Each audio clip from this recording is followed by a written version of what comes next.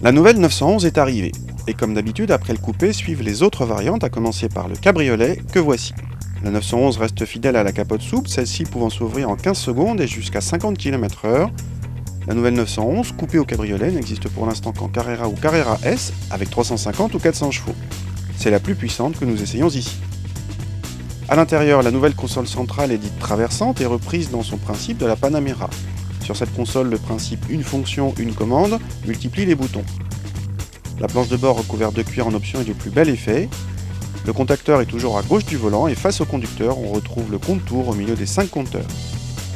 Notre Carrera S avec boîte PDK sait se montrer douce, discrète et peut se conduire du bout des doigts. Dès qu'on accélère, c'est d'abord la sonorité qui frappe, toujours aussi agréable. Ça pousse fort évidemment, mais en plus la 911 s'améliore au comportement à chaque génération. Elle devient de plus en plus facile et efficace en même temps. Quant au freinage, il est digne de la réputation de la marque. A l'arrière, même s'il y a quelques centimètres en plus, les places restent des strapontins impraticables par des adultes.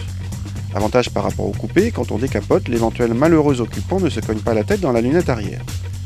A noter la présence d'un filet anti-remous électrique, astucieux et rarissime, qui se montre en plus très efficace même sur autoroute. A l'arrière, il n'y a que le moteur. Le seul coffre est à l'avant et atteint 135 litres, assez profond mais pas très large, ils vous condamnent au sac souple ou la sellerie sur mesure. Heureusement, les places arrière peuvent compléter ce volume.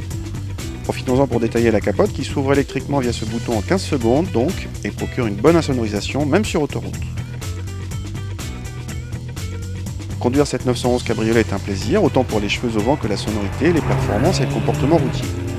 Le prix de ce plaisir, 116 000 €, hors option bien sûr. C'est 14 000 € de plus que le coupé correspondant. Un peu cher? Un Boxster moitié moins cher n'est pas loin de procurer les mêmes sensations, mais il ne s'appelle pas 911.